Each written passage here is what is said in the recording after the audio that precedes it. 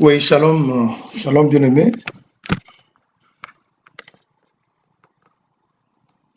Euh, que Dieu vous bénisse de partout où vous êtes. Nous sommes là pour pouvoir réaliser notre promesse de l'autre fois. Vous savez que on s'était dit que nous allons commencer un enseignement sur le livre de l'Apocalypse, mais ça a pris au moins 3 semaines qu'on n'a pas pu commencer cet enseignement parce qu'on était occupé à chercher à réunir un peu d'autres éléments, comme on avait un problème de son l'autre fois quand on parlait sur les 4 petits animaux de la terre. On avait un problème de coupure d'Internet, ça nous a beaucoup dérangé.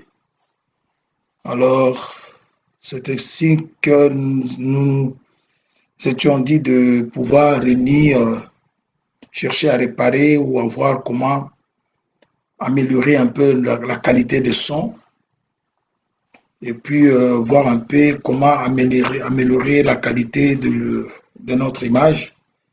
Je ne sais pas si vous m'entendez là très bien ou si vous avez le son est bon, parce qu'aujourd'hui nous allons pouvoir introduire quelque chose sur le livre d'Apocalypse, afin que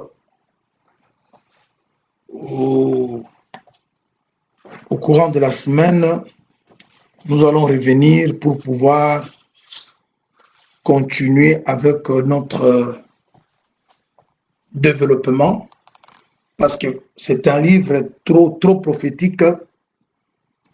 Ça semble être un peu compliqué, mais nous avons dit l'autre fois que, par contre, un livre trop simple, parce que pour le comprendre, on doit faire l'utilisation des autres livres comme Genèse et tous les autres pour pouvoir bien comprendre toutes les prophéties que le frère Jean nous a écrites dans le livre d'Apocalypse. Alors aujourd'hui, nous allons parler que sur une écriture. Je crois que ça doit être chapitre 1, verset 1er.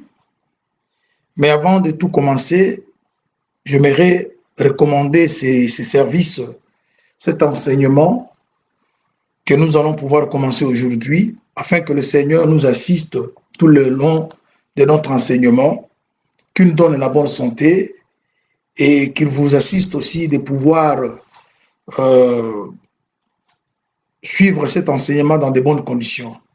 Je sais qu'on est en train d'être un peu déconfiné. Petit à petit, les activités vont revenir à la normale et nous allons voir comment nous allons pouvoir nous organiser, parce que nous ne serons pas enseigner tous les jours comme on l'a fait l'autre fois, parce qu'en ce moment-là, vous étiez confinés, vous étiez à la maison, et maintenant là que les activités ont, ont repris, et nous allons pouvoir voir, créer un peu de temps pour que les choses semblent peuvent être équilibrées. Voilà, je vais recommander ces services afin que le bon Dieu nous vienne en aide. Seigneur Dieu, nous te sommes très infiniment reconnaissants. Toi, l'Esprit Créateur, toi, le Maître des temps de l'univers, nous te sommes reconnaissants pour ce matin.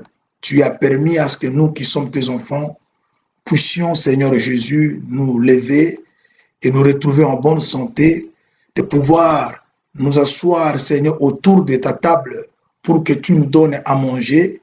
Et voilà, nous te demandons, Seigneur, de nous assister pendant tout le temps que nous allons pouvoir prendre avec ces livres de l'Apocalypse. Nous voulons, Seigneur, que le Saint-Esprit qui a inspiré ceux qui ont écrit ces livres puisse, Seigneur, nous assister aussi afin de pouvoir parler de ta part. Parce qu'il est écrit, aucune prophétie de l'Écriture pourrait être l'objet d'une interprétation particulière, car c'est poussé par l'Esprit que les hommes ont parlé de la part de Dieu.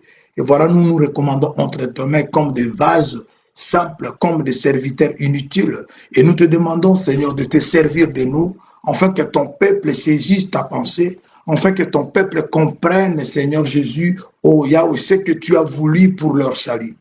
Nous mettons hors d'état de nuire toute puissance des ténèbres. Nous les déclarons nuls et sans effet. Règne en roi et en maître absolu pendant tout ce temps que nous allons pouvoir, Seigneur, nous tenir devant ton peuple pendant ces directs. Au nom de Jésus-Christ, nous t'avons supplié. Amen. Voilà, je crois, le livre d'Apocalypse, c'est un livre qui est le dernier livre dans la Bible. Comme j'ai toujours dit, la Bible, c'est comme une lettre qu'un homme écrit ou envoie à son épouse. Et vous savez que quand vous rédigez une lettre, il y a ce qu'on appelle l'introduction, il y a le développement et enfin il y a la conclusion. Et c'est comme ça est la Bible. Parce que vous croyez que la Bible c'est une lettre et dans laquelle nous trouvons la pensée de notre époux, la pensée de notre Dieu. Et voilà, quand vous allez maintenant commencer à la lire à partir du premier livre qui est Genèse jusqu'à l'Apocalypse, et l'ensemble de tous ces livres-là nous donne maintenant l'idée complète de ce que Dieu veut pour nous et c'est ce que Dieu veut que nous fassions pour lui. Voilà, aujourd'hui, nous sommes que dans l'intro pour pouvoir expliquer aux enfants de Dieu ces livres d'Apocalypse dans tous les chapitres, parce que nous allons expliquer tous les chapitres, tous les versets, un après l'autre. Mais il y a une chose que vous allez pouvoir comprendre. Pour que vous ayez une compréhension facile par rapport à ces livres, il y a des grandes lignes, il y a des éléments importants que vous allez d'abord comprendre afin de pouvoir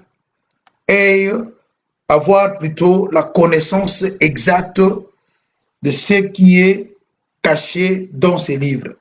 Alors, en cela, qu'est-ce que je vais dire? Vous allez remarquer que ces livres, si vous voulez les comprendre, il y a d'abord les 7 sceaux,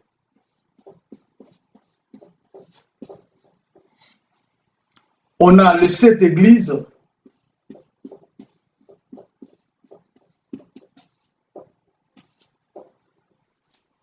on a les 7 anges, les 7 anges sont repris 2 fois. Il y a les anges pour les églises, il y a aussi les anges comme ceux qui vont sonner de la trompette. C'est pour cela que j'ai écrit 7 anges 2 fois. Nous avons les 7 trompettes.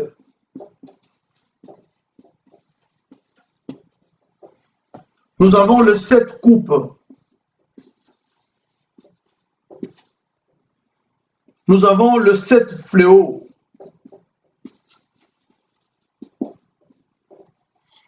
Ce sont là les 6 points importants que vous allez trouver dans ces livres d'Apocalypse. C'est-à-dire, vous allez trouver 7 sceaux, vous allez trouver 7 églises, 7 anges 2 fois, comme j'ai dit. Vous allez trouver les 7 trompettes, les 7 coupes, les 7 fléaux. Alors, il y a aussi une chose, il y a éternité qui doit être expliquée. Il y a aussi le temps. C'est-à-dire, quand vous comprenez ces éléments que j'ai mis sur mon tableau, ça vous donne la facilité de comprendre ces livres sans beaucoup de difficultés. Il suffit simplement que vous ayez une lumière sur les 7 sceaux, sur les 7 églises, sur les anges des églises, sur les trompettes, le coupe, le fléau, et c'est ce qui compose ou ce qui constitue le livre de l'Apocalypse. Alors, vous allez comprendre que on a éternité et temps. Ce que je suis en train de dire aujourd'hui, c'est vraiment capital. Parce que c'est ce qui va nous aider à pouvoir bien expliquer quant à notre marche. Aujourd'hui, je vous montre les éléments clés qui sont dans ces livres que nous disons le livre de la révélation, autrement appelé Apocalypse. Il y a 7 sceaux, il y a 7 églises, il y a 7 anges, il y a 7 trompettes, il y a 7 coupes, il y a 7 fléaux. Vous allez trouver que ces éléments sont un peu en désordre. Mais nous avons promis, nous allons chercher, par la grâce du Seigneur, de vous mettre les éléments, d'aligner les éléments en ordre pour que vous ayez l'idée, ce qui doit arriver avant et ce qui doit suivre. Et quand les choses seront alignées de cette manière-là, vous aurez une connaissance parfaite de ces livres de la révélation. Mais aujourd'hui, j'aimerais que vous puissiez comprendre une chose.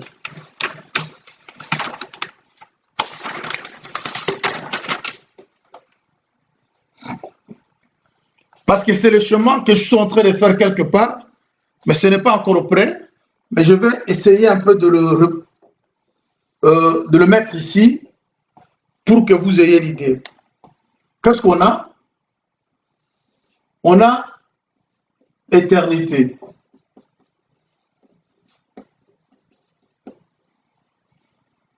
Et on a aussi éternité.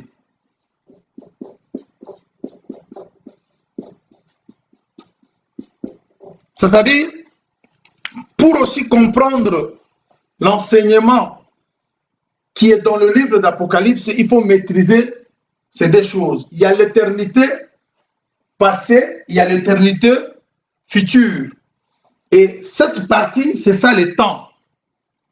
Pourquoi je dis ça? J'aimerais prendre une écriture.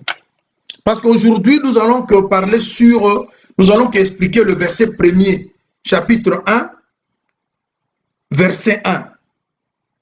Mais avant que nous y entrons, je vous donne un peu l'idée pour que cela puisse vous faciliter quand nous allons entrer, pour pouvoir commencer à expliquer ce chapitre 1er et son verset 1er, que cela ne vous complique pas. Je vais d'abord lire une écriture afin de pouvoir. Je prends Psaume chapitre 41. Je lis Psaume 41, verset 13.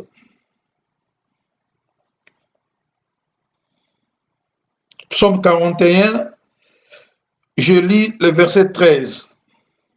En tout cas, si le son n'est pas bon, faites-moi signe. Si l'image n'est pas bonne aussi, faites-moi signe. Comme on est encore au début de pouvoir fixer toutes ces choses-là, parce qu'on aura besoin d'un bon son et d'avoir aussi une bonne image pour que les choses que nous sommes en train de dire, nous aurons beaucoup de chemins que nous allons pouvoir tracer, les tableaux que nous allons pouvoir vous présenter.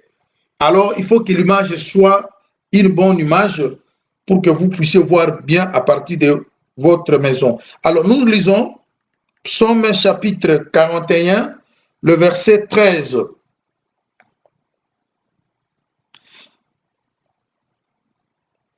Béni soit l'Éternel, le Dieu d'Israël, d'éternité en éternité.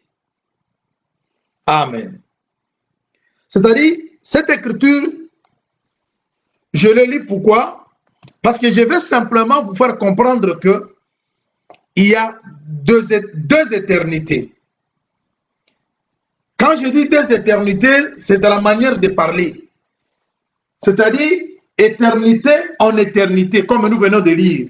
Parce que le temps, c'est cette partie qui intervient entre l'éternité avant la création et l'éternité après la création.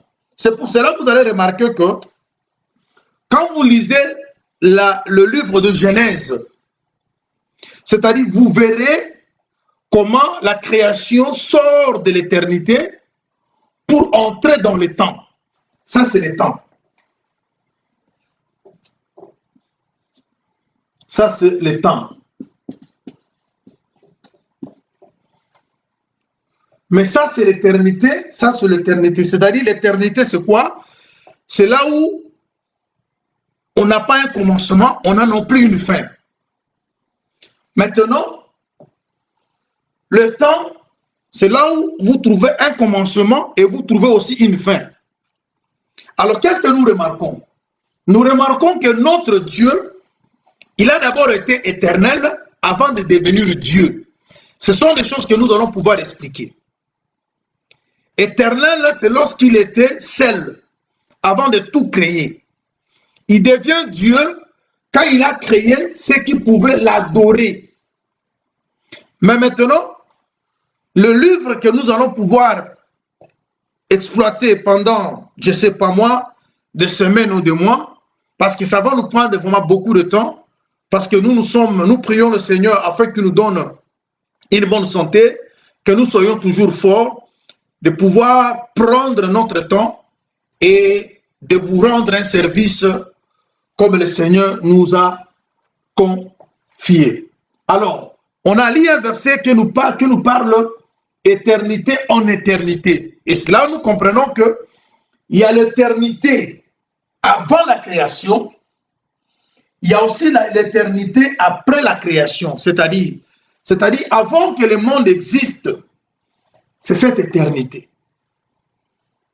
Maintenant, quand Dieu a commencé à créer, on entre maintenant dans le temps. C'est ainsi que le temps pourra aussi prendre fin. C'est ainsi que vous voyez, on nous parle le temps de la fin, le temps dernier, c'est-à-dire on touche vers la fin de temps. Mais le temps a eu aussi un commencement et le temps aura aussi une fin. Mais avant que le temps soit là, c'était l'éternité.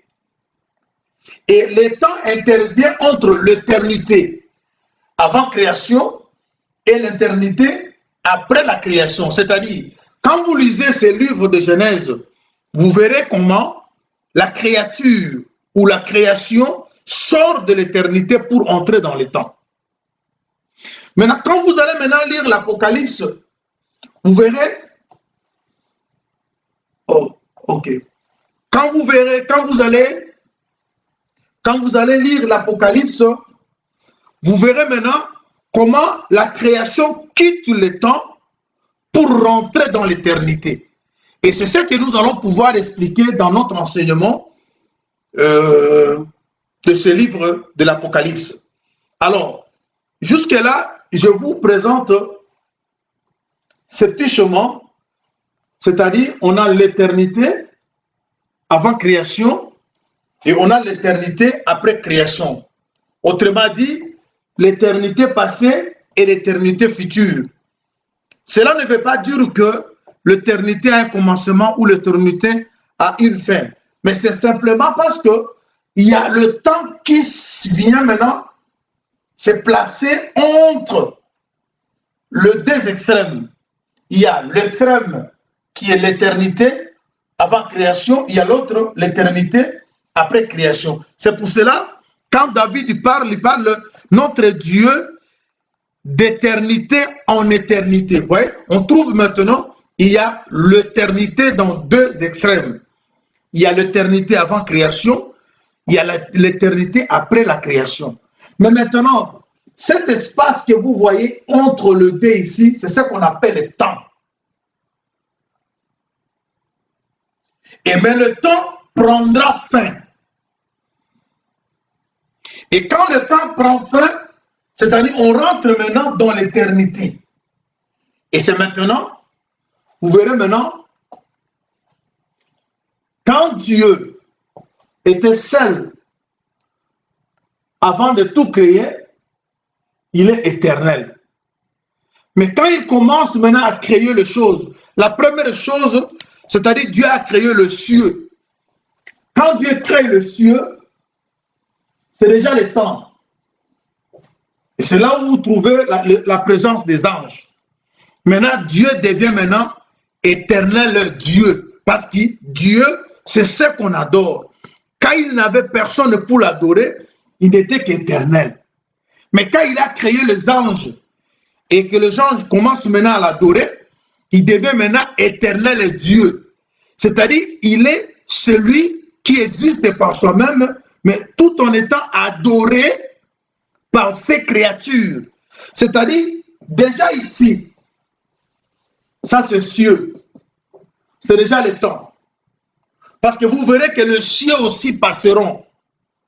Or, une chose qui passe n'est pas éternelle. Mais une chose qui ne passe pas, c'est ça éternel. Mais vous verrez maintenant, même le ciel passeront. Alors, c'est là que vous allez comprendre que c'est déjà ici, le temps commence. Alors maintenant, je vais prendre une écriture, parce qu'aujourd'hui, nous allons, par la grâce du Seigneur, parler que Dieu nous sait l'écriture. Mais avant que nous lisions l'écriture en question, qui est Apocalypse chapitre 1, verset 1, j'aimerais d'abord lire une écriture dans le livre des Colossiens. Je crois que cette écriture, elle est bien connue.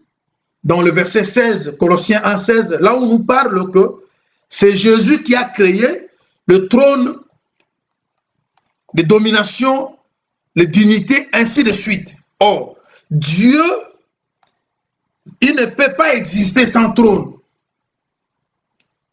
Mais on dit que le trône, au pluriel, ont été créés par Jésus-Christ. C'est pour cela, il y a des mystères que vous allez pouvoir comprendre que quand les gens ne comprennent pas que le Seigneur Jésus, qui était devenu homme, c'est lui l'éternel, c'est lui le Dieu qui a existé avant toute chose, parce que le trône ne peut pas exister sans lui.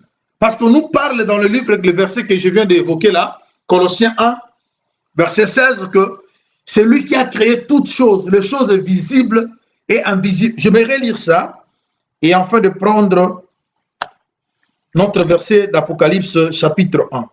Je lis d'abord Psaume, et plutôt Colossiens. Ce que je vous dis aujourd'hui, oui, je sais qu'on m'a dit que la lumière n'est pas vraiment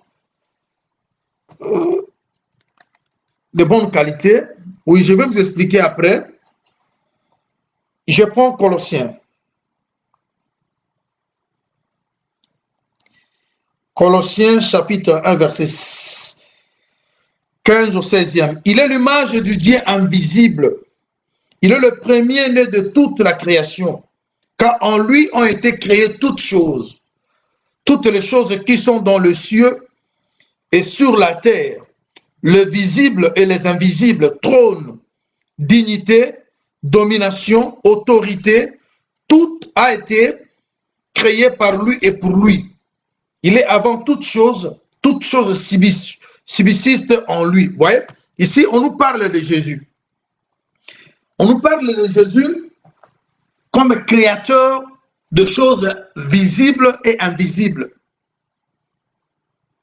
Et quand nous parlons sur des choses invisibles, nous voyons les anges, nous voyons les esprits, parce que les esprits sont invisibles. Mais on nous parle que toutes les choses ont été créées par lui. Et on précise, on dit que même les choses invisibles et les choses visibles, toutes ont été créées par lui. On ajoute aussi, on dit que trône, dignité, domination, c'est-à-dire pour que quelqu'un domine, cette capacité-là de dominer, qui l'a créé, c'est le Seigneur. Pour qu'il y ait un trône, parce que quand vous dominez, quand vous régnez, c'est-à-dire que vous avez un trône. Mais ce trône-là, qui l'a créé, c'est Jésus. Or, notre Seigneur Dieu lui-même, il a aussi un trône. Alors, c'est-à-dire, on comprend maintenant que même les trônes sur lesquels Dieu doit se mettre, c'est Jésus qui l'a créé. Et c'est là où nous comprenons que Jésus-Christ, il est celui qui a été et qui est et qui sera. Alors maintenant, comme je vous fais voir, je dis les choses importantes, les éléments capitaux que vous pouvez retenir dans ces livres de l'Apocalypse, il y en a 6. Je dis les 7 sceaux, les 7 églises, les 7 anges, les 7 trompettes, les 7 coupes et les 7 fléaux. Ce sont ceux-là qui constituent ces livres de la Révélation ou le livre de l'Apocalypse. Et vous verrez maintenant comment nous allons les aligner pour que vous ayez une connaissance exacte. Maintenant, j'ai ajouté une chose, j'ai dit ceci. Dans ces livres de l'Apocalypse, nous allons trouver aussi 2 choses. En dehors des 6 éléments que je viens d'énumérer, il y a aussi 2 choses importantes que vous devez aussi maîtriser. L'éternité et le temps. J'ai dit l'éternité, on a l'éternité avant création, il y a l'éternité aussi après la création. Et maintenant, nous trouvons entre les 2 éternités, nous trouvons ce qu'on appelle le temps. Le temps commence quand? Le temps commence depuis le moment où Dieu a commencé à créer, à réaliser. Même les cieux font partie du temps. Mais une chose est que le temps a un commencement et le temps aussi a une fin.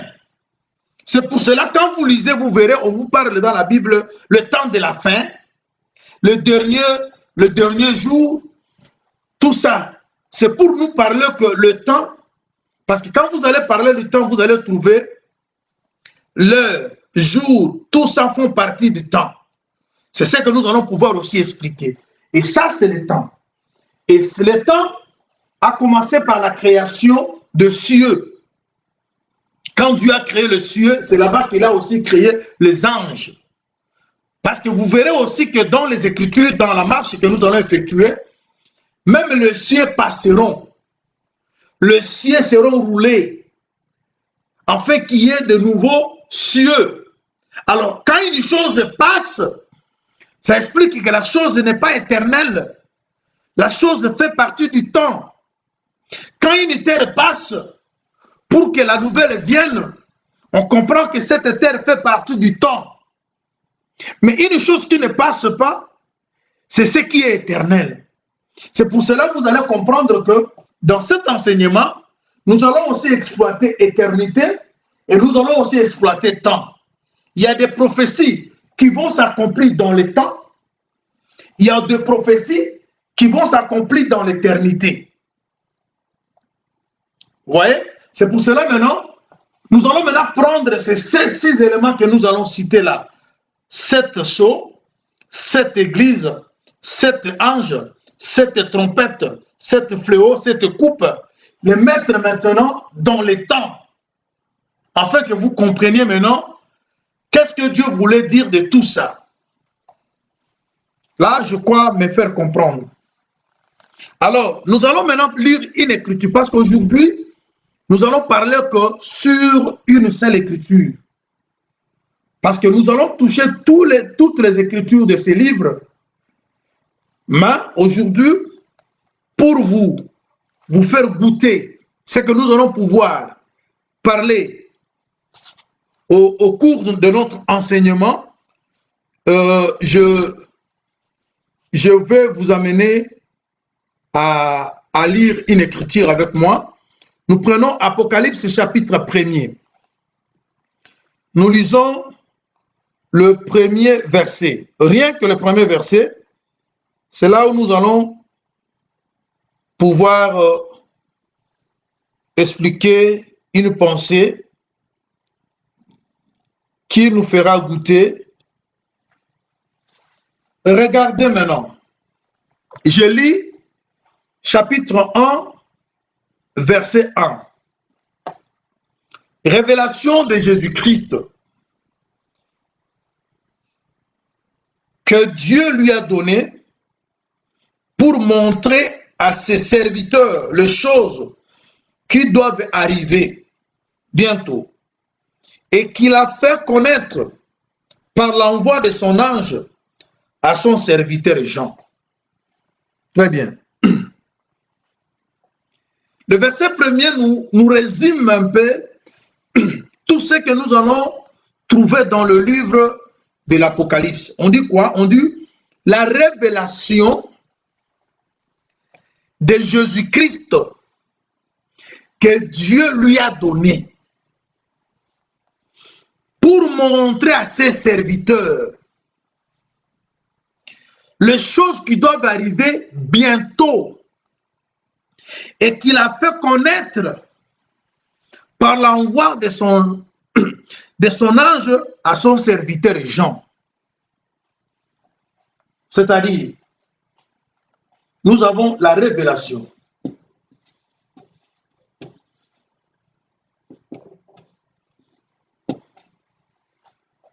Mais vous savez que, qu'est-ce qu'une révélation? Avant qu'on parle d'une révélation, on doit d'abord parler du mystère. Parce que la révélation, c'est ce qui est dévoilé.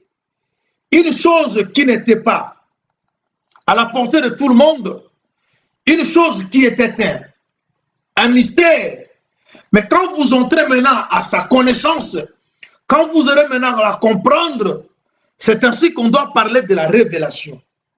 C'est-à-dire, entre la révélation et le mystère, c'est le mystère qui précède. On ne peut pas parler de la révélation si au préalable, on ne parle pas du mystère. Parce que la révélation ne veut simplement dire que une chose qui n'était pas connue, qui était cachée, mais maintenant, elle est à la portée. Elle est maintenant connue des autres ou connue des gens. Mais c'est ce qu'on nous dit que c'est la révélation de Jésus que Dieu lui a donnée. Bien aimé, c'est très important que vous puissiez saisir la pensée de chaque mouvement qui se trouve dans ces versets. D'abord, la révélation. On dit que cette révélation, elle est la révélation de Jésus, qui lui a donné Dieu. On a Dieu qui donne à Jésus.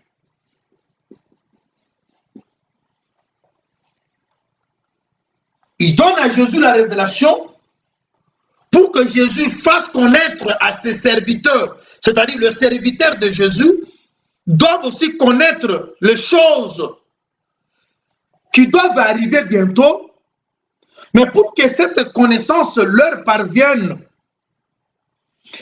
Jésus donne cette révélation à l'ange.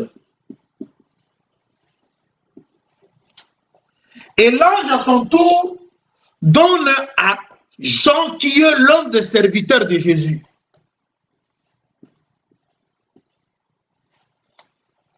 Et Jean, à son tour, doit écrire cette révélation et envoyer cela à l'Église.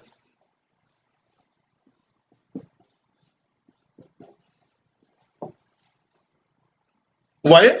La révélation de Jésus que Dieu lui a donnée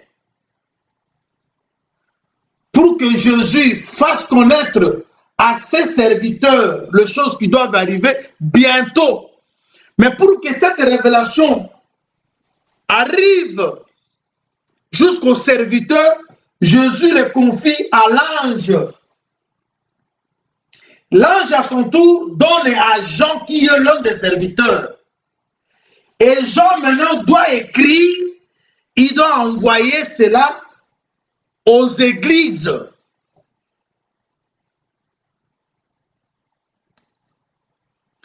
Voilà. Alors, déjà, si l'église, si les gens se disent église, j'aimerais lire ça. Je lis rapidement une écriture et puis on revient.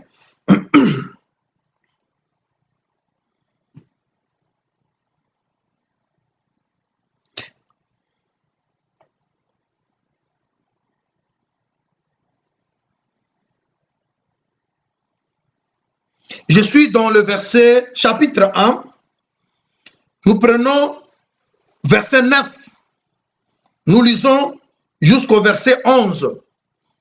Ce verset que nous sommes en train de lire, c'est seulement pour nous aider à comprendre le verset premier. Mais jusque-là, notre verset, c'est le verset 1. Je lis le verset 9. Moi, Jean, votre frère, et qui est part avec vous à la tribulation et au royaume, et à la persévérance en Jésus. J'ai été dans l'île appelée Patmos à cause de la parole de Dieu et du témoignage de Jésus. Je fus ravi en esprit au jour du Seigneur, et j'entendis derrière moi une voix forte comme le son d'une trompette qui disait, ce que tu vois, écris-les dans un livre et envoie-les aux 7 églises. Et on a cité le nom de cette église. Vous voyez? C'est-à-dire, Jean, étant serviteur de Jésus, il doit recevoir la révélation que Dieu a donnée à Jésus afin de pouvoir envoyer cette révélation à l'église. Ce qui voulait dire simplement, si vous êtes église de Jésus, vous êtes censé et obligé de comprendre ces choses parce que c'est pour vous.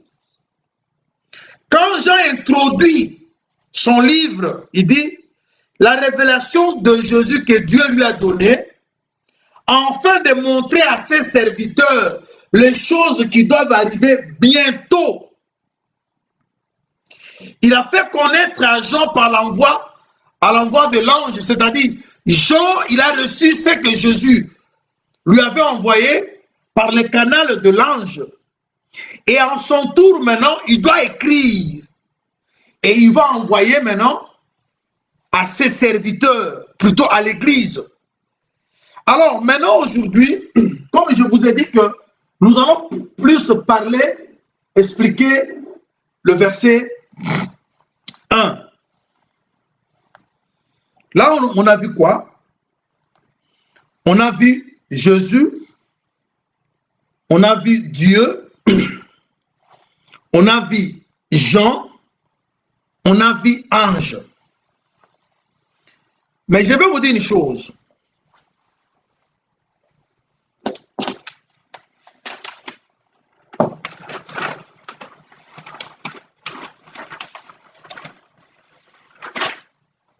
Je vais vous dire une chose. Il y a ceci. Il y a Dieu, il y a Jésus, il y a ange,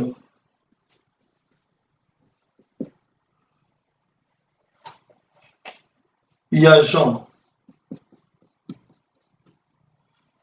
Vous allez un peu supporter que nous lisons des Écritures, parce que quand nous avons parlé sur l'éternité et le ciel, on a dit que toutes choses, c'est Jésus qui les a créées. Mais comment Jésus, qui s'est présenté comme un fils, peut aussi être Dieu? Je vais prendre une écriture avec vous. Nous prenons Psaume Psaume chapitre 8. Psaume 8. Psaume 8, nous lisons le verset 5 au 7e. C'est vraiment important. On dit quoi? Qu'est-ce que l'homme pour que tu t'en souviennes de lui? Et le Fils de l'homme pour que tu prennes garde à lui. Tu l'as fait de paix inférieure à Dieu. Et tu l'as couronné de gloire et de magnificence. Tu lui as donné la domination sur les œuvres de tes mains et tu as tout mis sous ses pieds. Cette écriture dit de beaucoup de choses. Depuis le jour où Jésus, qui est Dieu, il a accepté de porter un corps, devenir homme.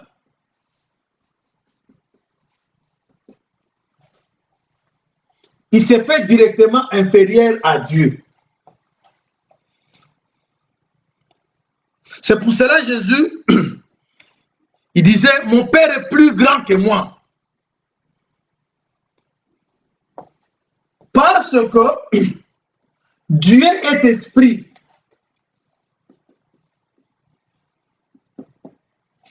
Mais Jésus, qui est Dieu, le fait de porter corps, il devient homme. Directement, il devient peu inférieur à Dieu. C'est-à-dire la mission qu'il avait de sauver l'humanité l'a obligé à devenir homme. Le Dieu créateur doit devenir homme et c'est dans ce moment-là qu'il se fait inférieur à sa position première. Alors maintenant, ça complique que les gens, quand on voit Jésus se déclarer fils, lui-même dit que je suis fils. Et les gens qui n'ont pas la révélation, ils disent que voilà, lui-même ici, il dit qu'il est fils. Comment vous lui attribuez le titre de Dieu?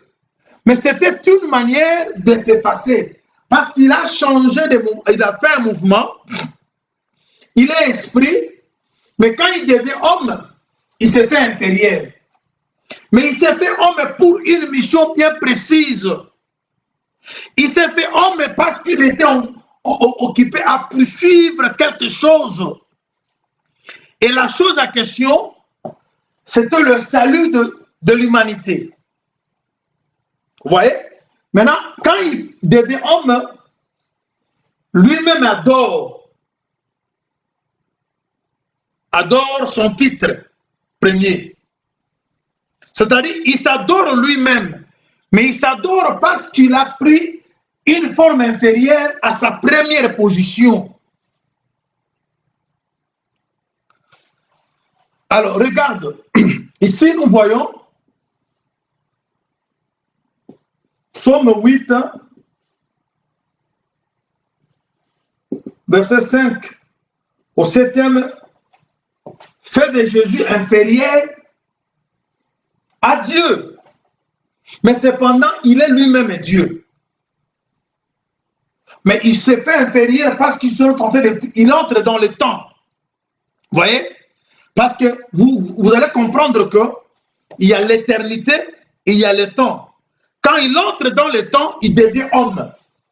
C'est ça, Hébreux 10, 5. Il a dit, quand Christ entra dans le monde, il a dit, tu n'as créé ni holocauste ni offrande, mais tu m'as formé un corps. Et voici, je suis venu faire ta volonté. Vous voyez? C'est-à-dire, quand Christ entre dans le monde, ça veut dire qu'il entre dans le temps. Il quitte l'éternité, là où il était éternel, là où il était Dieu, là où il était esprit. Il entre maintenant dans le temps pour faire une volonté bien précise. Maintenant, il prend un corps. Et ce corps-là fait de lui inférieur à son trône. Alors, cependant, les anges sont inférieurs à Jésus.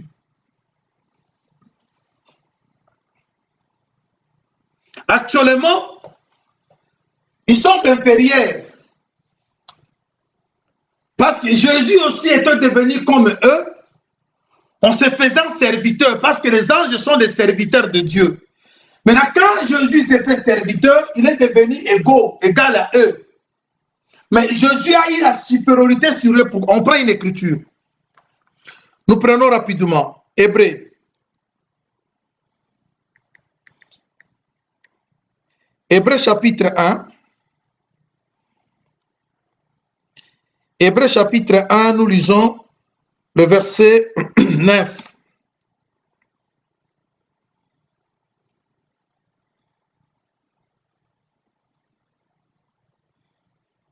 Hébreux 1, je lis rapidement.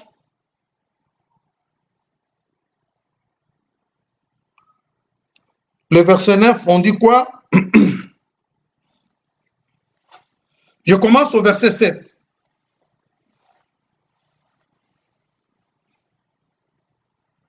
Non, commençons au verset 5 pour la bonne compréhension.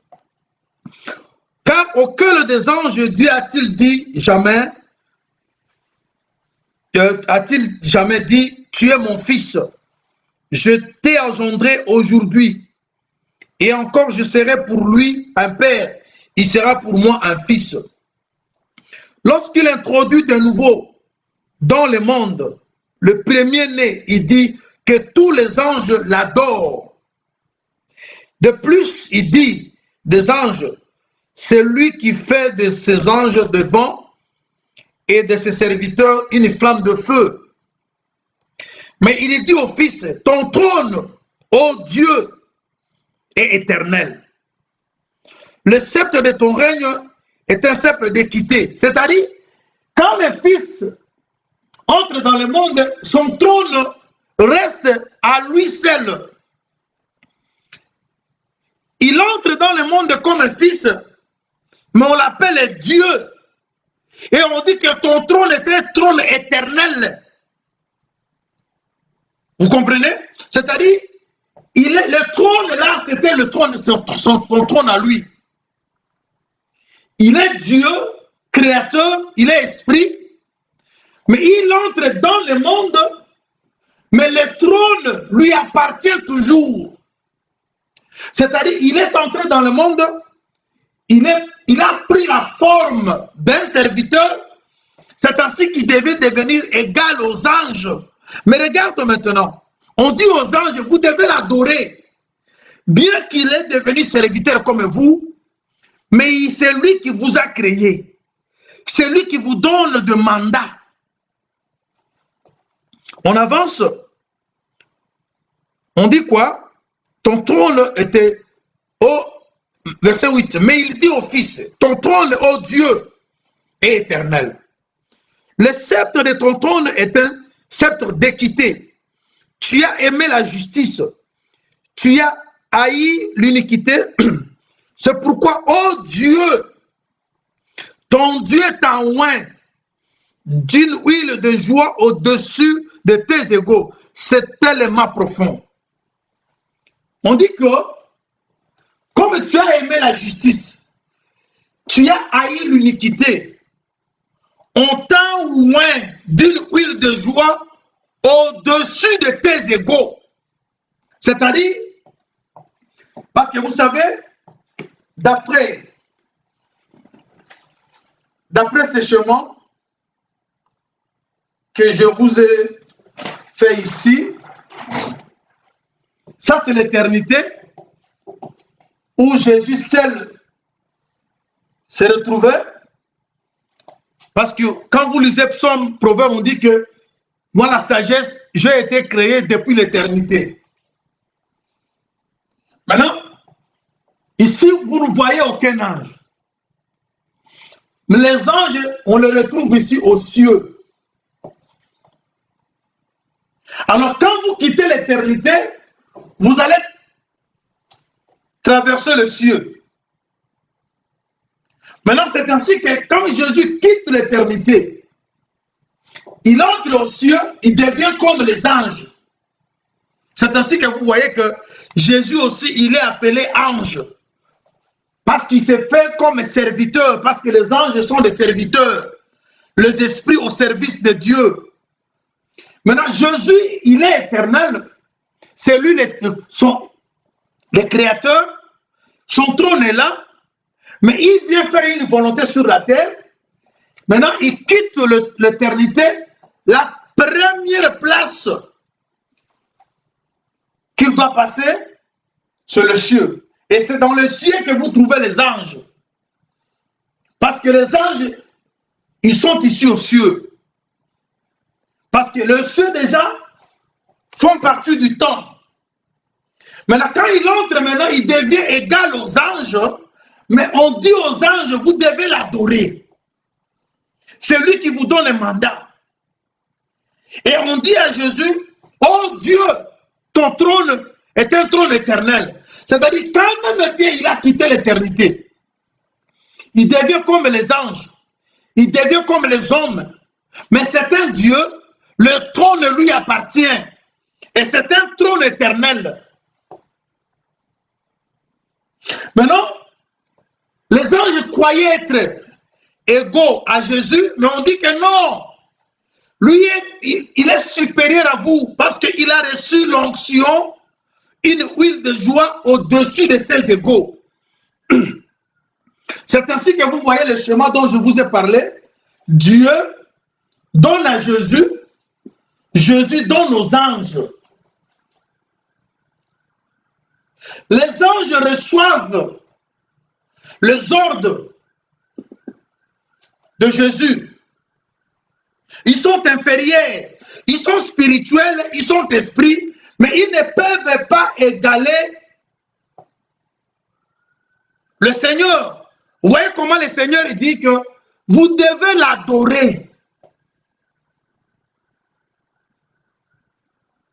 Parce que lui a reçu une onction, une huile de joie au-dessus de ses égaux. Je vous ai fait comprendre comment les anges étaient devenus les égaux de Jésus. C'est lorsque Jésus quitte le trône éternel. Il entre maintenant dans le temps. Pour arriver sur la terre, il doit d'abord traverser le ciel. Je crois Hébreu le dit. On dit que Jésus a traversé le ciel. En traversant le ciel, c'est-à-dire, il doit maintenant devenir comme les anges, serviteurs. Mais lui est au-dessus d'eux. Parce qu'il est venu sur la terre pour une mission bien déterminée. Maintenant, c'est ainsi que, étant sur la terre, étant dans le rôle du Fils, il adore maintenant son trône. Quand il dit « Je t'adore, Père », il adore sa position initiale. Dieu s'adore lui-même. Dieu s'accepte lui-même. Parce que Dieu n'a pas un conseiller, il est le conseiller de lui-même. Dieu n'adore personne, Dieu s'adore lui-même. Dieu n'écoute personne, Dieu s'écoute lui-même. C'est pour cela que vous devez tout demander au nom de Jésus. Parce que Dieu ne s'écoute que lui-même.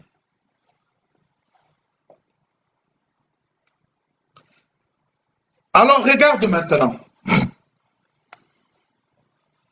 Dans ce chemin que je viens de vous présenter,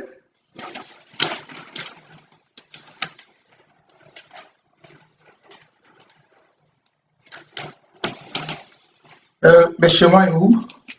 Oui, ce chemin, c'est vraiment important.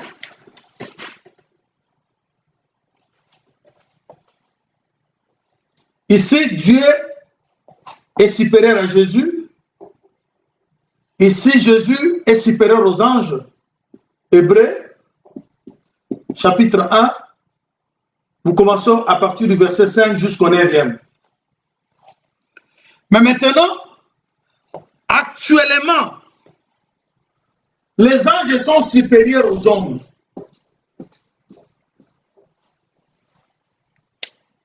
Vous voyez maintenant, J'aimerais que vous maîtrisiez un peu ces choses.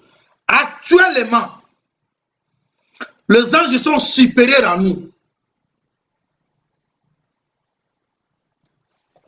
Dieu est supérieur à Jésus, Jésus supérieur aux anges, les anges supérieurs aux hommes actuellement. C'est pour cela que la révélation, une seule révélation, doit passer. Dieu donne à Jésus, Jésus donne à l'ange, l'ange donne à Jean qui est un homme. Et ensuite, Jean donne à l'Église. Je dois donner une écriture vite pour confirmer ce que je suis en train de dire concernant les anges. Vous prenez Matthieu 18. Matthieu 18. Vous lisez à partir du verset 10e. Matthieu 18, je lis le verset 10.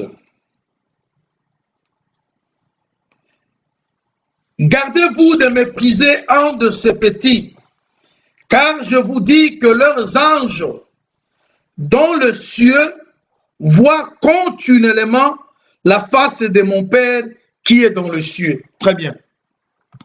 Vous voyez, ici l'Écriture nous dit que les anges qui sont au ciel, ils voient continuellement la face de Dieu.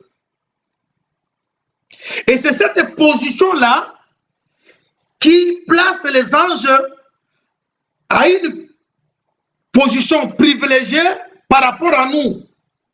Parce que maintenant, là, les anges sont spirituels, ils sont esprits, mais nous sommes physiques et nous avons la chair. Nous avons beaucoup de possibilités de pécher, d'être un peu éloignés de Dieu qu'aux anges. Ici, je ne parle pas des anges dessus. Les anges dessus sont déjà disqualifiés. Ici, je parle des anges qui sont restés fidèles, les anges élus. Comme 1 Timothée chapitre 5 le dit, il y a des anges élus. Et quand il y a des élus, il y a aussi de ceux qui n'étaient pas élus. Et ce sont ceux-là qui s'étaient rebellés. Ils sont maintenant mis en quarantaine. Alors les élus, les anges élus, ce sont eux qui voient la face de Dieu régulièrement, continuellement. Ils sont aux cieux. Et cependant, nous qui sommes sur la terre, nous voulons aller aux cieux. Et habite déjà le cieux. Vous voyez un peu ça. Alors, Jésus, il est supérieur aux anges. Et les anges, actuellement, sont supérieurs à nous. Mais quand l'enlèvement aura lieu, quand nous allons achever notre marche sur la terre, c'est nous maintenant qui serons plus que les anges.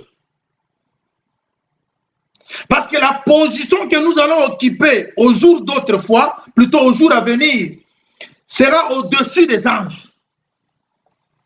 Parce que nous formons un corps avec Jésus et Jésus forme un corps avec le Père. Parce que nous sommes cachés en Christ, Christ en Dieu. Le frère Paul le dit dans le livre des Colossiens, si réellement vous êtes ressuscité, cherchez les choses d'en haut où votre vie est cachée en Christ, Christ en Dieu. Le fait que notre vie est cachée en Christ, nous sommes devenus co-héritiers avec Christ.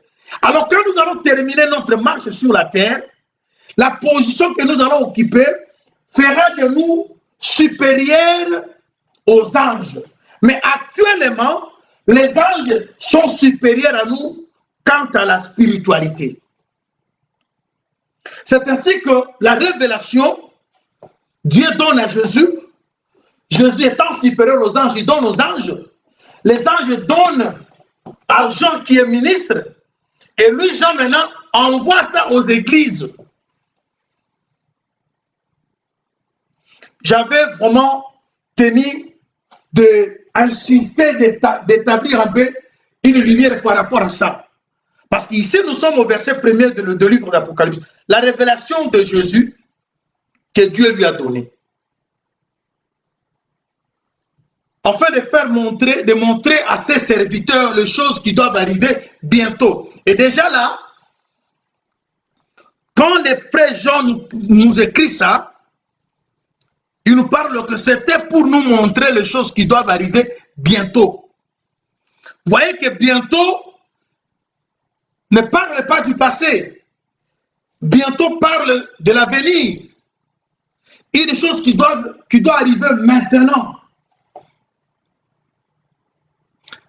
Alors, nous allons prendre une autre écriture.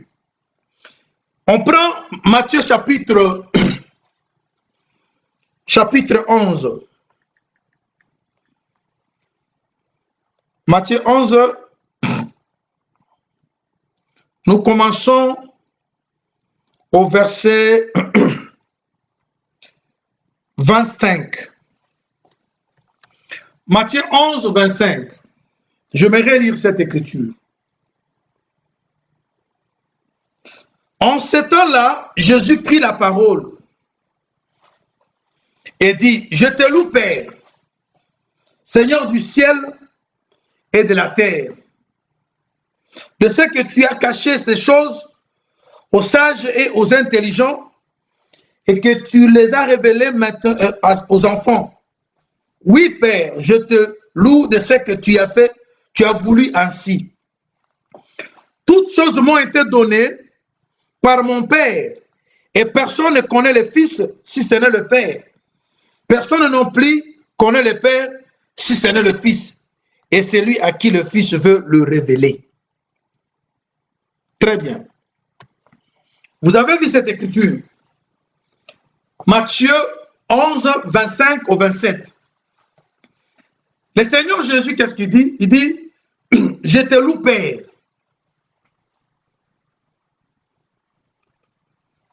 Là, Jésus, il est fils. Son Père, c'est Dieu. Vous voyez? Il dit, je te loue. Oh, louer, c'est adorer.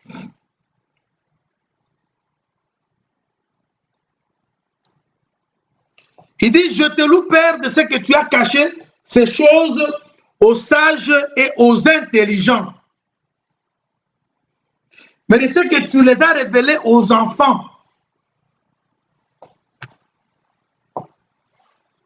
Il avance et dit, toutes choses m'ont été données par mon Père. Ici déjà, nous sommes dans Apocalypse 1. Caché, parce que quand les choses sont cachées, c'est là où on parle du mystère.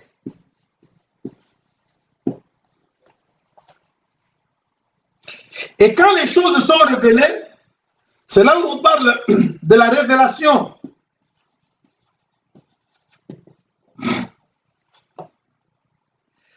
Jésus dit que tu as caché ces choses aux sages et aux intelligents.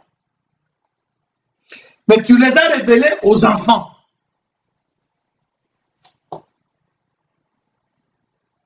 Oh, il faut maintenant chercher à comprendre quand est-ce que Dieu a commencé à cacher les choses. Parce que l'Apocalypse veut dire révélation. C'est ça l'Apocalypse. Révélation.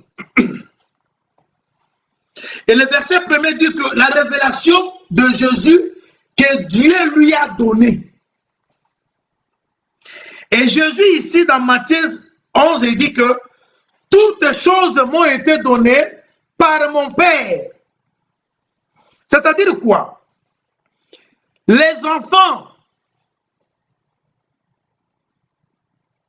à qui Dieu a donné connaissance aux choses, d'après Matthieu 11, ils ne peuvent pas avoir la connaissance sans qu'il y ait un médiateur au milieu. Parce que vous avez vu comment Jean explique, pour que les enfants que nous sommes comprenions, pour que nous ayons la connaissance, Dieu donne à Jésus, Jésus donne à l'ange, l'ange donne à Jean, Jean écrit aux églises. C'est-à-dire, Quand Matthieu 11 dit que tu as révélé ces choses aux enfants, ça explique que avant que les enfants aient la connaissance des choses, Jésus doit avoir ça le premier. Et il a même signifié dans le verset 27, quand il dit « Toutes choses m'ont été données par mon Père ». Vous comprenez? C'est-à-dire c'est le Père qui donne au Fils toutes choses, toute révélation, et le Fils maintenant les donne aux anges, et les anges à Jean d'après l'esprit de Jean chapitre 1 verset 1.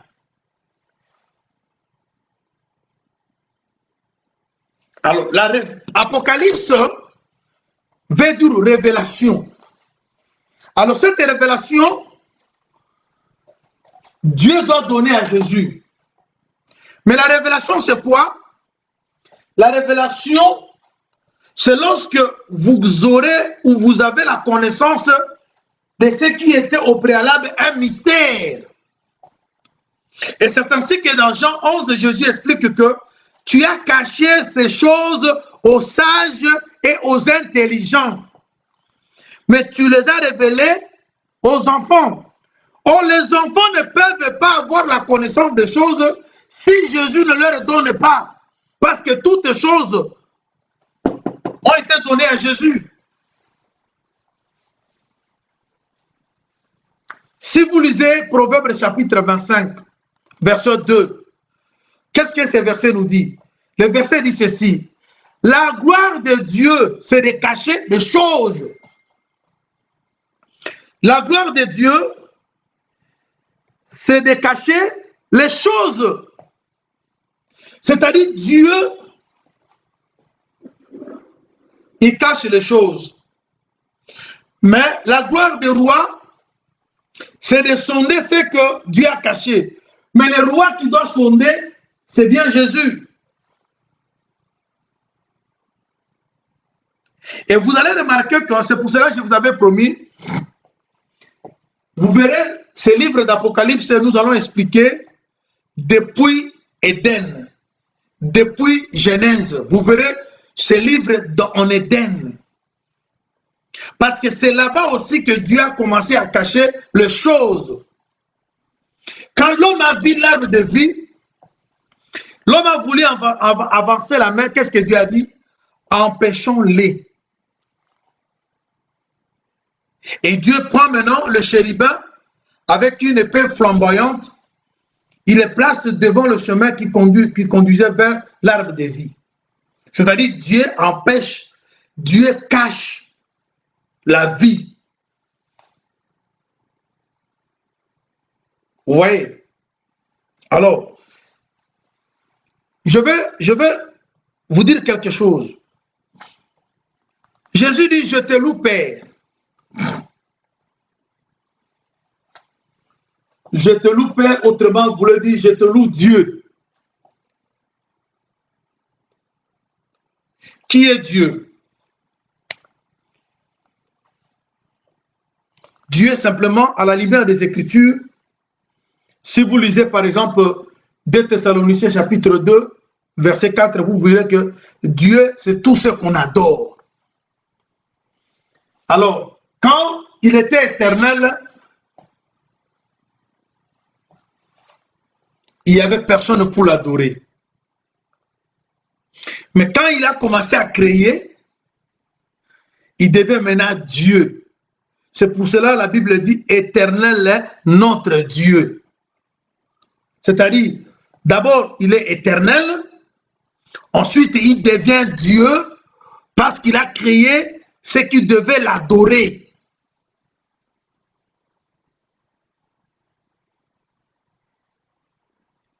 Maintenant, quand Jésus maintenant a pris la forme de ceux qui doivent adorer Dieu, lui-même adore.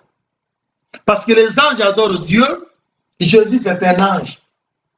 Parce qu'il était devenu égal aux anges. Les hommes adorent Dieu, Jésus s'est fait homme. Voilà, il dit, je te loue, Père. Vous voyez?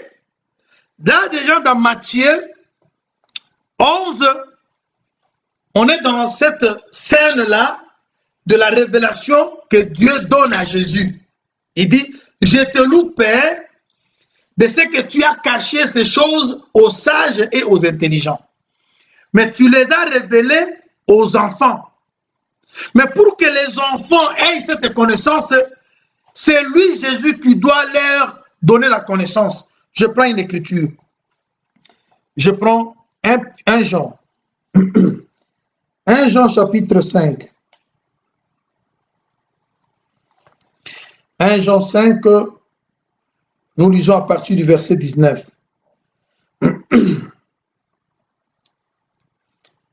1 Jean chapitre 5, le verset 19. Nous savons que nous sommes de Dieu et que le monde entier est sous la puissance du malin.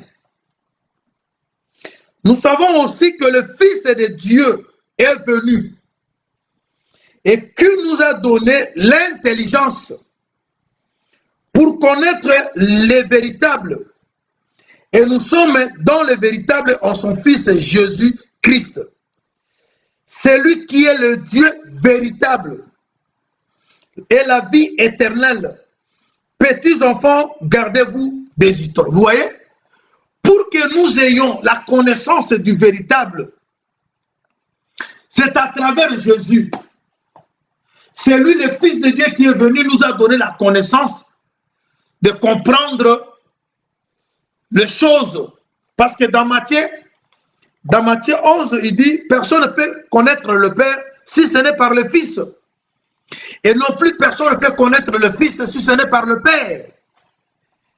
C'est ainsi que vous avez vu dans Jean 14, on pouvait lui demander, montre-nous le Père, et cela nous suffit.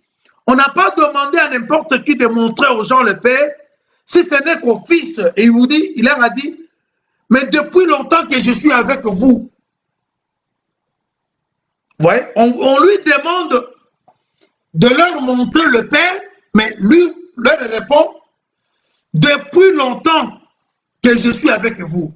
Autrement, il voulait dire que c'est moi qui suis le Père. Je suis avec vous tous les jours, mais vous ne m'avez pas compris. Parce qu'il est Père, mais pour faire la mission, il prend la forme du Fils, mais le trône reste son trône. On a vu ça dans le livre des Hébreux, on l'appelle Dieu. C'est pour cela que vous avez vu, quand Ésaïe parle dans le chapitre 9, on dit qu'un enfant nous est né, un fils nous est donné, on l'appellera admirable conseiller, Père éternel.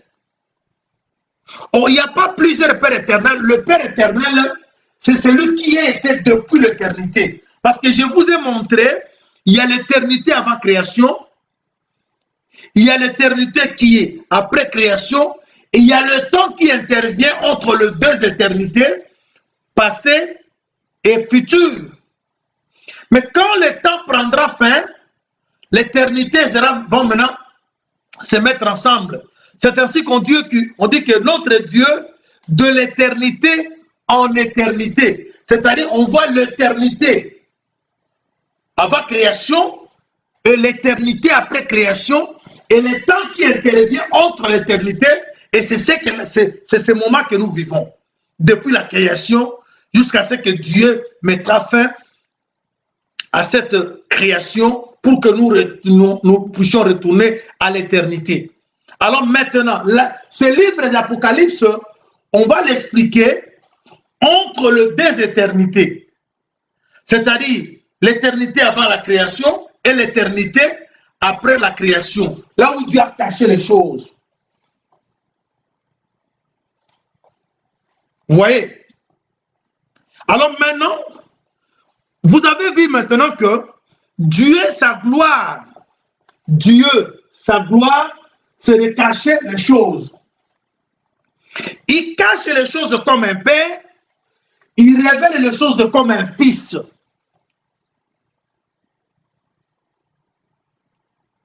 Il donne la loi comme un père, il interprète la loi comme le fils. Il comme un père, mais il sauve comme un fils. Vous allez vous rappeler de qui? De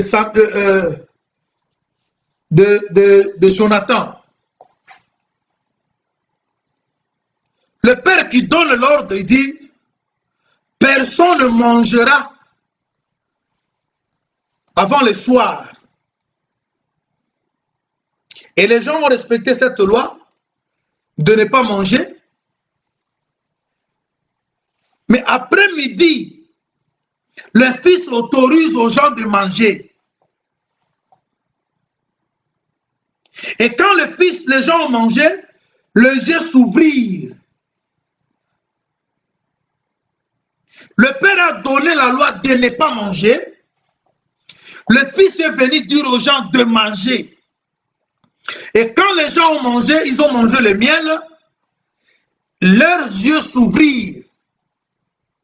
Vous comprenez? C'est-à-dire, Dieu, quand il agit comme un père, c'est pour cacher.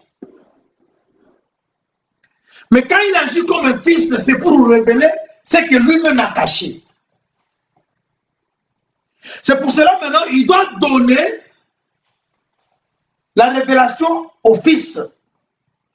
Ça, c'est un langage pour dire simplement qu'il change de mouvement. Il doit faire un mouvement. C'est comme Jésus. Regarde.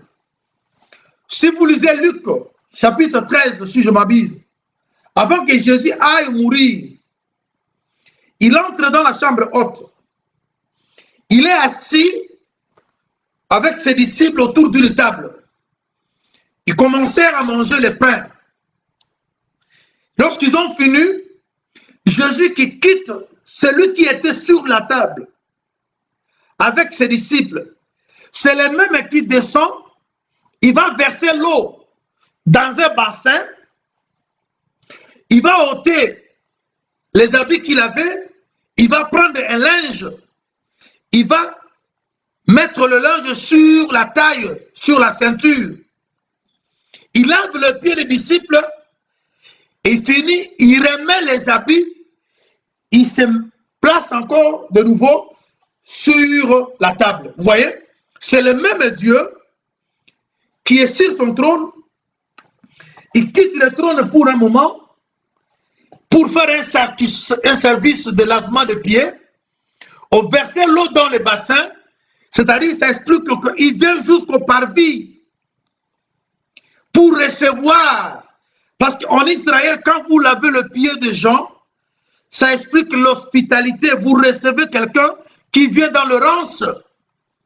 C'est pour cela, en Israël, quand on vous reçoit, on doit vous donner l'eau pour que vous laviez le pied. Et Jésus, pour nous recevoir dans sa maison, il doit descendre jusqu'au niveau du parvis, nous laver le pied. C'est pour dire qu'il nous a acceptés. Et après avoir nous accepté, il va remettre ses habits. C'est ce qu'il avait dit dans Jean 17. Donne-moi la gloire que j'avais auprès de toi. Vous voyez, il avait une gloire. Il a mis cette gloire à côté pour faire un service. Dès que le service finit, il doit reprendre maintenant sa gloire, sa position initiale du Père.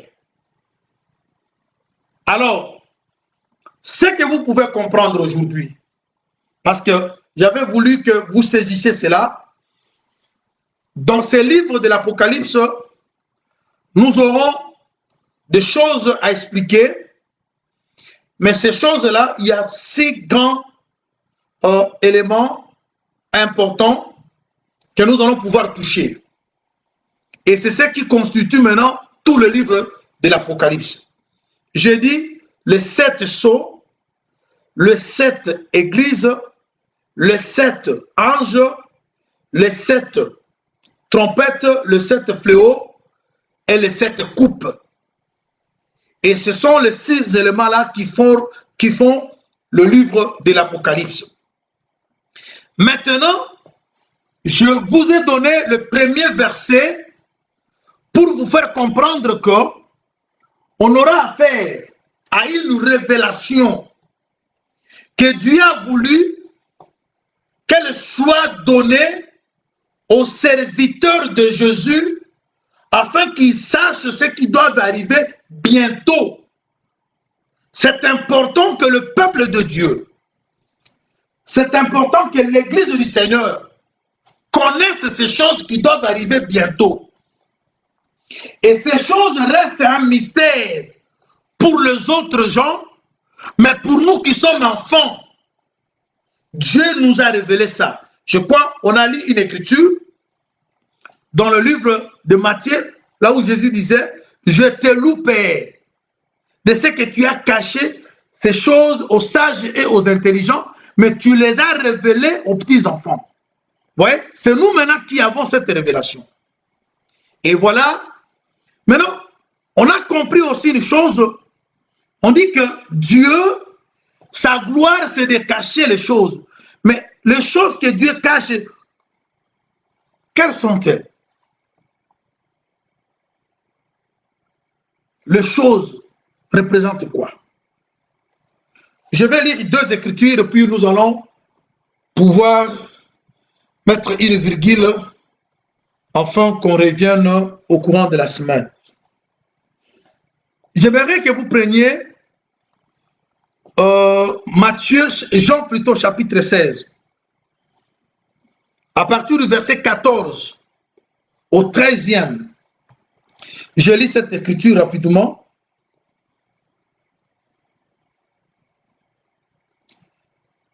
Jean 16.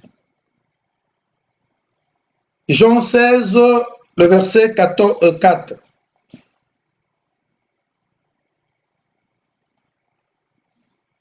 Voilà ce que disent les Écritures. Je vous dis ces choses, afin que lorsque l'heure sera venue, vous vous souveniez que je vous les ai dites.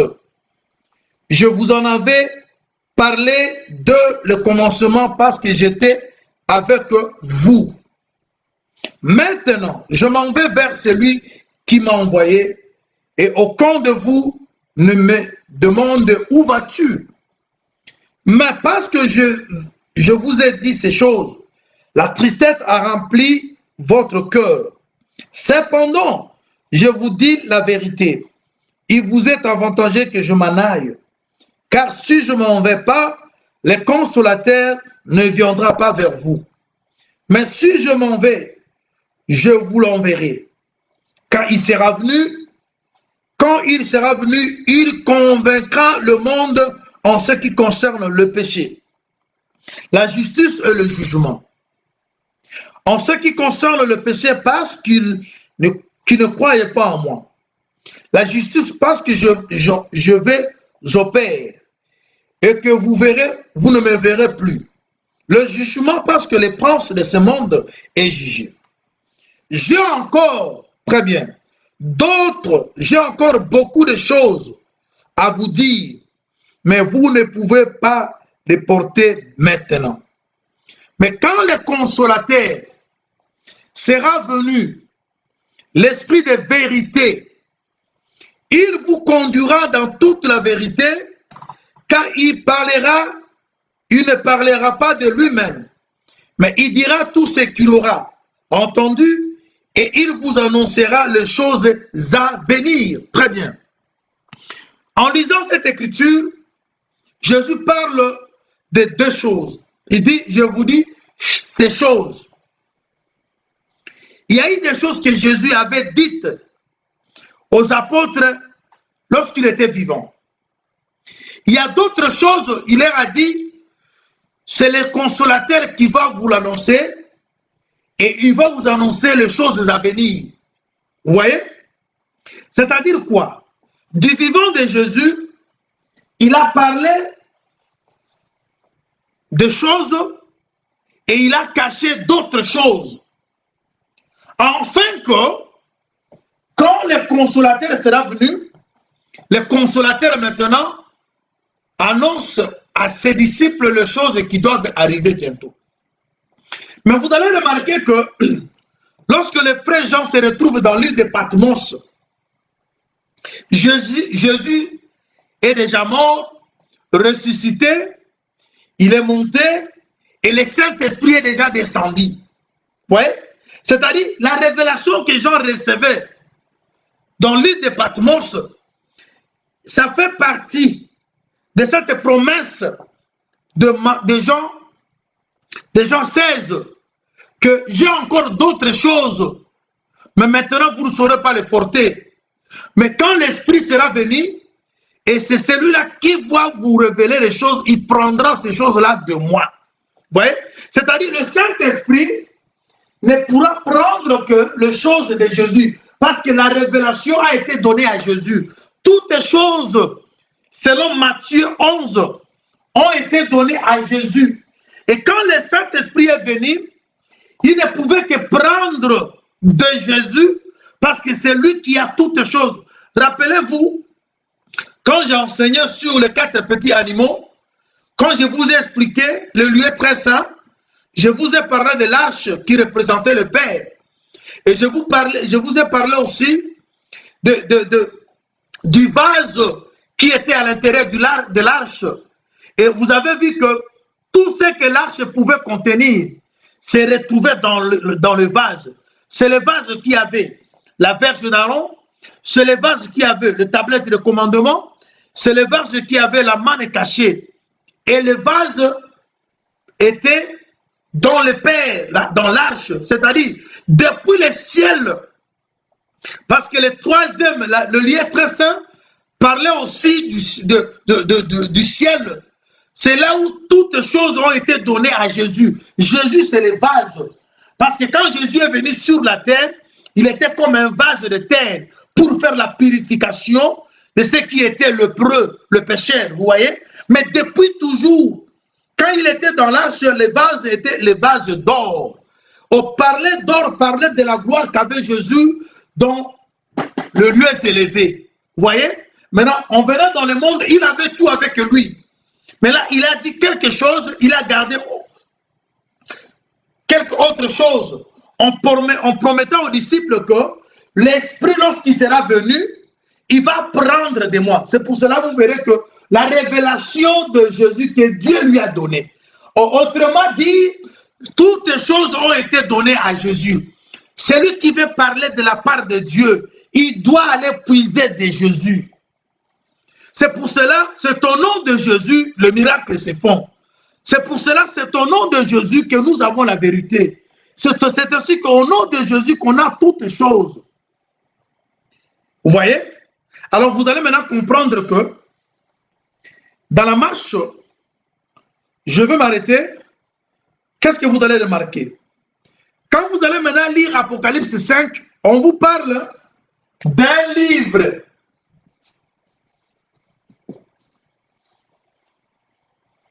qui était scellé de 7 sceaux. Et le livre avait l'écriture du dedans et une écriture du dehors, dont personne n'était en mesure de lire ni de le regarder. Et Jean a pleuré parce que quand il n'y a personne pour lire, quand il n'y a personne pour regarder le livre, c'est-à-dire le peuple n'aura pas la connaissance. Il a pleuré. Quand Jean pleurait, il pleurait pour le compte de tout le peuple de Dieu. Et on lui a dit ne pleure pas, il y a quelqu'un qui a vaincu. Vous voyez? Celui qui a vaincu, il est le lion de la tribu de Juda. Vous voyez? Le lion, c'est le père. Mais quand Jean se retourne, c'est l'agneau qui vient ouvrir le livre. Vous voyez? C'est-à-dire, la révélation a été donnée au Fils. Le Père a vaincu, mais il donne au Fils. Vous allez comprendre que le Père qui a vaincu n'est que Jésus, parce que Jésus, en venant dans le monde, Ésaïe le dit que, Ésaïe 9 plutôt, il dit, on va l'appeler Père éternel. Il est venu comme un fils nous est né, plutôt un enfant nous est né, un fils nous est donné, on va l'appeler ce fils-là qui est né, plutôt qui nous est donné, l'enfant qui nous est né, on va l'appeler admirable conseiller, Père éternel. Ouais, un père et fils. Un père et fils n'est que Jésus. C'est-à-dire, il est à la fois fils, il est à la fois père.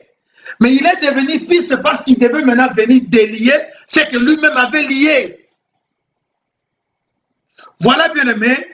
Alors, je veux maintenant me séparer avec vous avec une chose que vous allez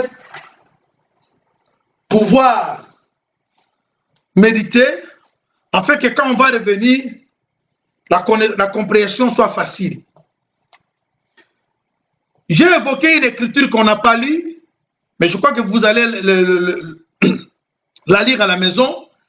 Apocalypse 5, on nous parle d'un livre qui était scellé. Vous allez comprendre que depuis ici, jusqu'ici,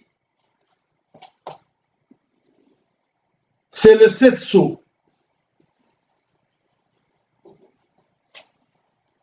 Les 7 sceaux, c'est les 7 sceaux qui englobent tout le plan de la rédemption. Toute l'histoire de la rédemption, toute la Bible, c'est dans les 7 sceaux.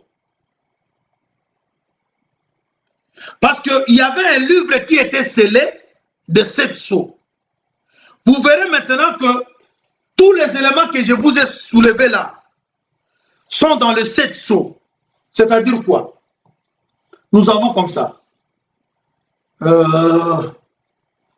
Attendez.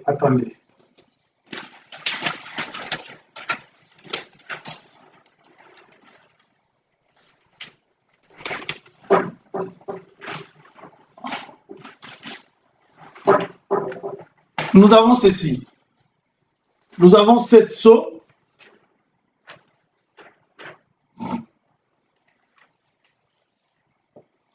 qui réunissent tous les éléments possibles en eux. Dans les 7 sceaux, vous aurez parlé, vous allez trouver les 7 églises dans les 7 sceaux.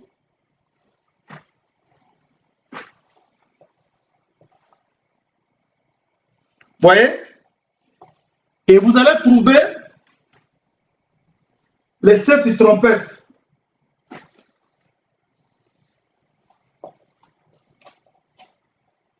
Quand vous allez 7 trompettes, les 7 coupes sont dans les 7 trompettes. Et les 7 fléaux sont les éléments de 7 coupes.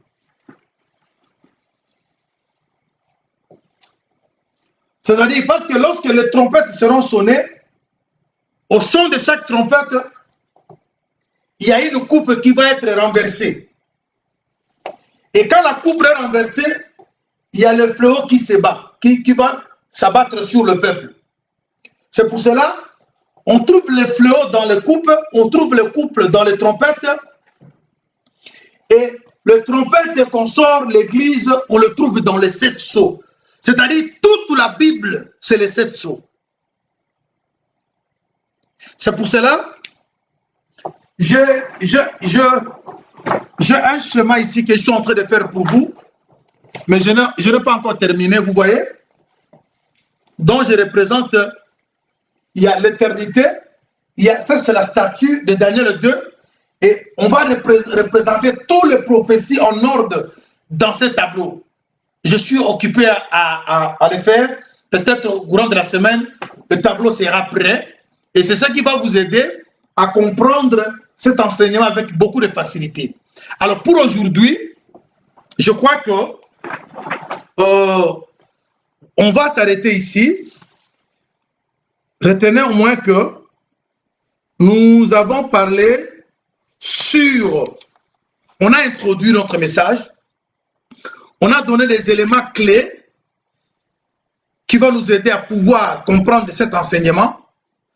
Tous les livres de l'Apocalypse, vous allez trouver que les éléments importants, je répète, le 7 sceaux, les 7 églises, plutôt, les 7 anges, il y a 7 anges, 7 pour l'église, il y a 7 pour les trompettes, c'est ainsi que il y a aussi les 7 trompettes, il y a les 7 coupes, il y a les 7 fléaux. Et ce sont ces 6 éléments qui résument tout le livre de l'Apocalypse. Alors, l'Apocalypse, c'est la révélation. C'est pour cela que j'ai pris le verset premier où j'ai expliqué que c'était la révélation de Jésus que Dieu lui a donnée. Enfin, que Jésus montre aux serviteurs ce qui devait arriver, ce qui doit arriver bientôt. Mais il a fait parvenir cela aux serviteurs au moyen de l'ange. Et quand l'ange a donné cela à Jean, Jean devait écrire pour envoyer ça à l'église. C'est ainsi que je dis que il est important que l'église du Seigneur connaisse ces choses. Je vous ai expliqué pourquoi Dieu, Fils, et ainsi de suite. Tout ça, on n'est que dans l'introduction. Mais je vous promets de vous expliquer cela depuis la création, parce qu'on va marcher en Éden, et ainsi de suite. Alors, ça sera vraiment, c'est vraiment un enseignement très riche, où toutes les prophéties vont être alignées. Alors, nous vous demandons de prier beaucoup pour nous, que Dieu nous donne la bonne santé, que nous soyons tous en forme de pouvoir vous servir. Je remercie le Seigneur. Il y a, vous savez, nous nous sommes bâtis avec vous parce qu'on avait les problèmes de son, les problèmes des interruptions qui nous a beaucoup dérangés. Alors, on avait reçu quelques dons. Il y a une sœur, la nôtre, au niveau du Canada, qui nous avait envoyé quelque chose. Ça a permis que nous achetions des projecteurs et on a acheté aussi ces caméras parce que mon ordinateur, c'est ce que j'utilise là, mais ça, avec cette caméra, quand nous connectons la caméra, ça rejette. Alors, c'est pour cela que vous voyez l'image un peu floue. J'avais amené cet ordinateur chez ceux qui pouvaient le réparer, mais ils ont dit qu'il y a un problème, ils n'ont pas pu le faire. Alors, voilà, nous prions le Seigneur. On a vraiment besoin de l'ordinateur. Nous ne demandons pas l'argent. Vous pouvez même acheter là où vous êtes. Nous allons donner que notre adresse, vous envoyez. Si les bien-aimés peuvent s'organiser et vous chargez quelqu'un parmi nous, il peut acheter l'ordinateur, il nous envoie l'ordinateur, vous nous envoyez l'ordinateur, ça va aider. Parce que cette caméra que nous venons d'acheter, vraiment, elle est de bonne qualité, mais ça ne se marie pas avec notre ordinateur. Quand nous cherchons à la connecter, ça a toujours rejeté. Alors, c'est pour cela que vous voyez, l'image est un peu floue. Et il y a aussi d'autres bien-aimés, toujours au niveau du Canada. Ils nous ont acheté le écouteur qu'on avait utilisé l'autre fois. Ça, que Dieu vous bénisse beaucoup de ce que vous êtes en train de faire pour que nous ayons les moyens possibles de vous servir. Alors, on a besoin d'ordinateurs parce que maintenant, vous avez vu, nous avons prêché dans de bonnes conditions. Il n'y a pas eu de coupure, il n'y a pas de problème de son. Et nous avons des projecteurs qui sont là. Nous avons la caméra qui est là. Et on a un problème d'ordinateur. Ce que j'utilise ne supporte pas cette caméra. Alors, organisons-nous. Je ne demande pas que vous m'envoyez l'argent. Si vous pouvez voir, si vous voyez que vous pouvez faire quelque chose, contactez-vous. Moi, je vous donne que mon adresse, nous achetons et vous m'envoyez ça et puis ça va nous servir. Je crois qu'on est à la fin pour aujourd'hui. Que Dieu vous bénisse et nous allons remettre nos vies entre les mains de Dieu. J'aimerais beaucoup que vous priez pour nous, comme je l'insiste, et de prier aussi pour les autres bien-aimés. Je sais qu'on commence à être déconfinés, les activités commencent à reprendre. On ne saura pas vraiment être régulier comme on avait autrefois, chaque jour, mais nous allons voir peut-être 3 fois par semaine, le dimanche, si c'est possible, nous allons commencer à faire dimanche matin et dimanche soir pour permettre à ce que les gens aillent aussi dans le lieu de culte le soir quand tout le monde est à la maison. On pourrait faire aussi un autre direct. Nous allons voir, peut-être la semaine prochaine, nous allons nous décider, si c'est possible, de faire 2 fois dimanche le matin On fait 1 heure le matin et 1 heure le soir à partir de 20 heures. Et nous allons chercher 2 jours au courant de la semaine et pour pouvoir accélérer parce que ça va nous prendre beaucoup de temps parce qu'il y a aussi beaucoup à dire par rapport à ça. Vraiment, on est à la fin. J'aimerais que le Seigneur qui nous a accompagnés tout au long de cette intervention accompagne nos vies de partout où nous sommes, de nous être très favorables. Je veux que le Seigneur vous soit favorable, qu'il bénisse vos foyers, qu'il bénisse vos activités, qu'il protège votre foi, qu'il vous assiste en toutes choses. Que la paix du Seigneur s'installe dans vos maisons, dans vos couples, dans vos activités et surtout que le Saint-Esprit vous donne l'intelligence à pouvoir bien comprendre toutes choses qui nous seront prêchées tout au long de notre enseignement. Que Dieu, qui a créé le ciel et la terre, soit votre rempart. Au nom de Jésus-Christ, j'ai ainsi prié. Amen. Que Dieu vous bénisse. Bon dimanche. On se retrouve au courant de la semaine, mais nous allons vous envoyer un message pour vous signaler quand est-ce que nous allons revenir. Que Dieu vous bénisse.